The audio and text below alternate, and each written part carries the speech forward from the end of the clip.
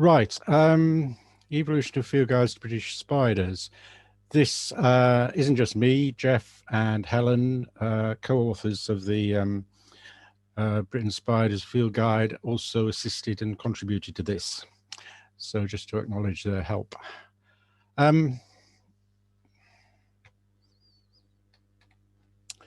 So, sorry, we jumped on there.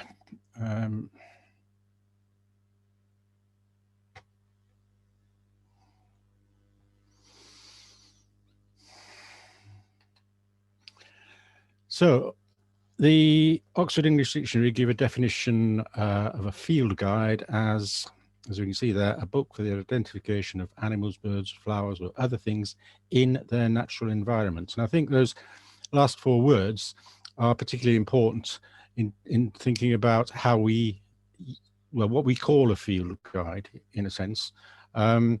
It's something that we can actually take out into the field and use to identify things which we're finding out there as we're moving around, rather than being something which we could use at home by the side of the microscope or whatever.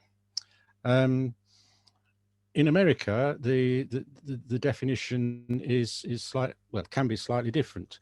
In some cases, we have the words a field guide being used on nature walks, which I think is, you know, in their natural environment, it's saying the same thing, but it's actually making it quite specific that you are outdoors in the natural environment, perhaps on a nature walk or perhaps doing some survey work or whatever. But it is this emphasis on being outdoors, I think, which is important here.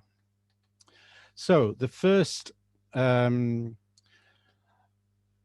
one guide to English spiders, let's say here, was Martin Lister's, originally published in 1678.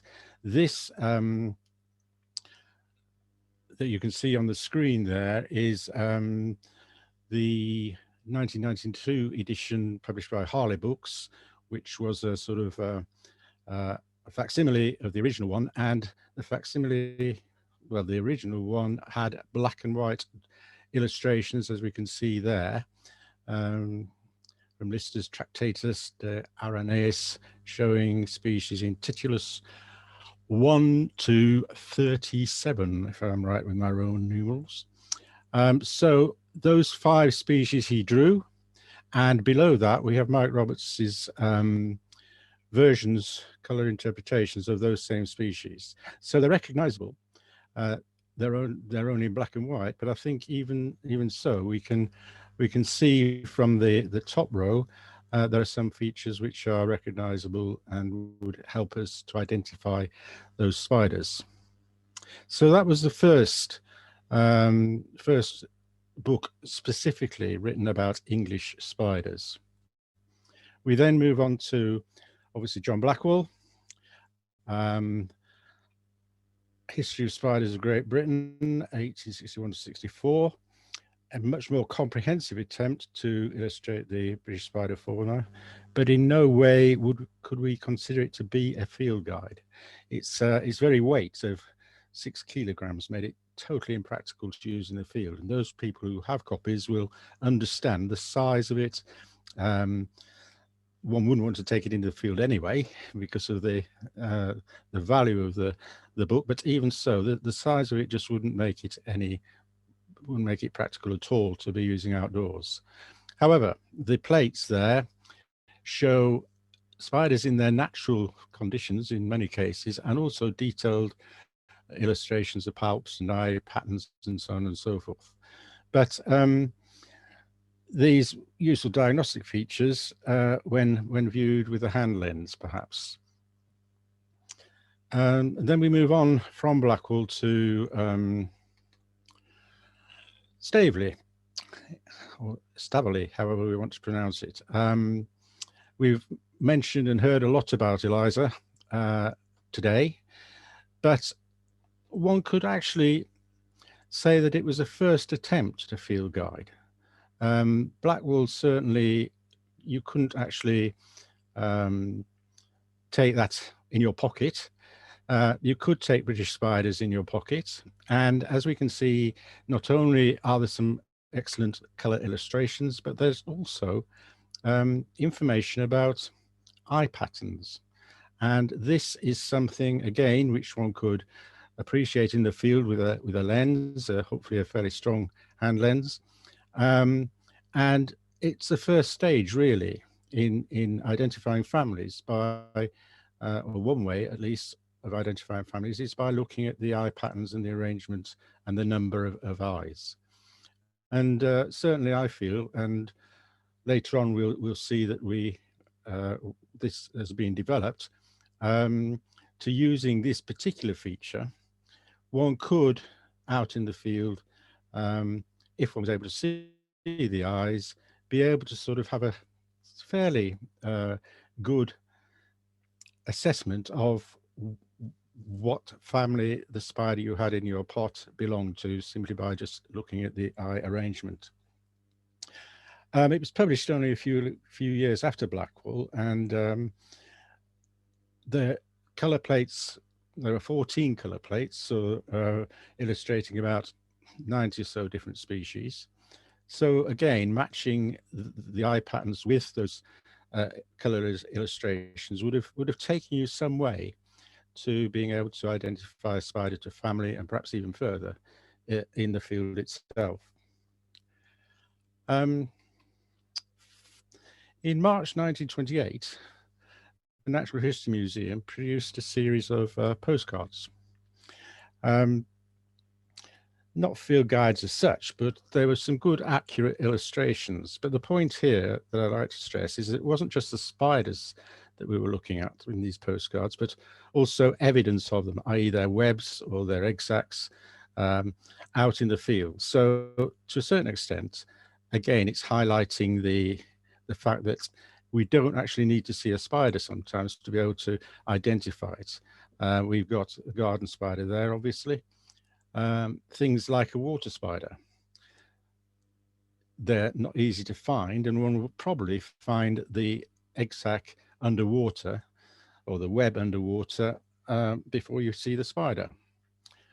Similarly with things like jumping spiders and particularly things like Pisora there, holding its egg sac, but we'll know that there's a web as well attached to it, and that's the first thing you see when you come across. You find Pisora mirabilis out in the grassland. So these were useful things to carry around with you. Not a great number of species identified, but certainly an attempt to help people outdoors in the countryside or wherever outside, being to at least make a trying to identify a spider down to family or even species in some cases. And then, of course, we came to Lockett and Millage. Now, this was obviously the first comprehensive guide to the identification of spiders, but not, I think, what we could consider to be called a field guide today. There are some really good comprehensive descriptions of the spiders in terms of the color and the markings and the shape, and a lot of things which we need to be looking at. Even if we had one in a pot out in the field, we could pick up on a number of these features which are stressed by Lockett and Millage, but you can only go so far. Originally published within a couple of years, volumes 1 and 2, and volume 3 came out about 20 years later, and that was again featuring another aspect of what a field guide should offer in terms of distribution maps. Now, of course, today we have distribution maps which are available in the UK through the Spider Recording Scheme, which are kept very much up to date. But at least this was an attempt to actually give some further information that would be useful out in the field about whether or not you are likely to find this spider in a particular location.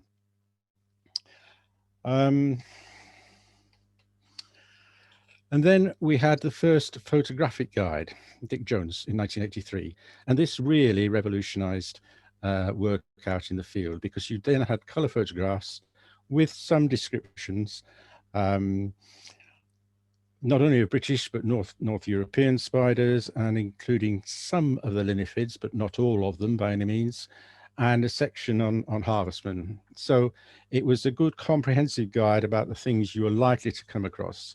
And you could have this in your pocket and be able to flip through it and hopefully at least get a spider that you had in your tube down to family or even perhaps genus.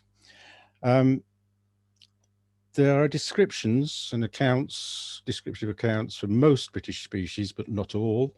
And certainly the linyphid spiders there were many which weren't illustrated. And so it was basically looking at the non-linyphid species with a few of the larger linyphids included. There's a useful introductory section as well, as many of the books we've already looked at had useful introductory material in them. And then we come to 5 Mike minutes, Roberts. Lauren. Sorry? 5 minutes, thanks. We come to Mike's 3 volumes. We're all very familiar with it. Looking at some of the detailed drawings of the genitalia, the palps and the epigines, but again, it's large, it's heavy, and certainly nothing you could use out in the field. So I don't think Mike even himself would have described this as a field guide. There are some of the more detailed illustrations, which obviously are very useful with microscope use for identification to species. In 1989, Lawrence Jones Walters produced a guide to the families of British spiders. They were called keys. There is a dichotomous key, but what is more interesting and more important from an ID point of view in the field is the illustrated linear key at the back of the book. And in this, he featured things which you could actually observe in the field, again, including the arrangement of eyes, whether the webs were present, and so on and so forth. So it's another step in the right direction. And one used a scanning strip, rather complicated process, but you could actually run your strip up and down to find what features sort of fitted with your particular species you had. In 95, a few years later, Collins brought out this field guide in the Collins Field Guide series. And again, it was Mike's work, which was very much the textual information in there, and the drawings of genitalia were very much similar to those in the 3-volume affair. The plates in the middle of the book were redrawn, color plates, but I mean, he does talk about it being a field guide in the preface, but unless you have sort of microscopic facilities to be looking at some of these, some species, there's no way you could actually get them down to species identification. So even though it was a field guide, I think many people I've spoken to at least have said, no, it's not a field guide. It's not usable in the field. You can, I mean, he does suggest a piece of equipment called a spy pot, which would enable you to look at a spider immobilized in a container with a hand lens. But even so, to actually match the palps with the illustrations in the book would be extremely difficult.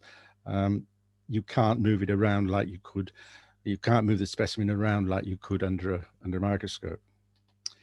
So very quickly moving on. Guide to House and Garden Spiders. This was produced as part of a series from the FSC, a very successful series. And we just had illustrations of some common house and garden spiders and wrote some descriptive material on the reverse side, again, using features which could be observable in the field. And then, of course, we came to our Britain Spiders first and second editions, produced And well, I mean, the second edition came out 2020, I think. And in these, we really started with the process of trying to, with each of the spiders we were featuring, to give ways in which that could be identified in the field. We had, of course, in many cases to say, well, this is not possible. You can get down to genus perhaps, but you do need microscopic examination to get down to species. But at least it was, again, providing all that sort of information. Here we've got part of the introduction to the families, and we're talking about eyes in 2 rows, and there's an illustration of the eye patterns there. And this is in the second edition. Sorry, the wrong way. And here in the second edition as well, we've got something on interpreting eye patterns. So this was the basis for us to provide a sort of way in, a roadmap as it's sometimes termed, so that people could actually look at the eye arrangement. So if it was eyes, top of the right-hand side there, 8 eyes in a cluster, and then it's giving you information about abdomen shape, abdomen pattern, legs, and it's giving you hopefully a family that you go straight to and then move on within that family section. Now, of course, there are some which are dead easy. 6 eyes, there's only what? Well, a handful of families that it could belong to. So the idea... 15 minutes. Sorry, Lawrence, we're now at 15 minutes. Yep, okay, I'll finish now then. Thank you. We just wanted to look at the future briefly, looking at e-versions, perhaps ID apps, perhaps image recognition software. And this is something which we already are familiar with. Whether or not this will take the place of the book, I'm not sure, but certainly with our guide, at least the e-versions of physical field guides, there are e-versions of Britain's spiders available for people to use if they so wish. Thank you very much. I've gone over my time, but there you go. Thank you, Lawrence. Yeah, that's not a problem. Thank you for your talk.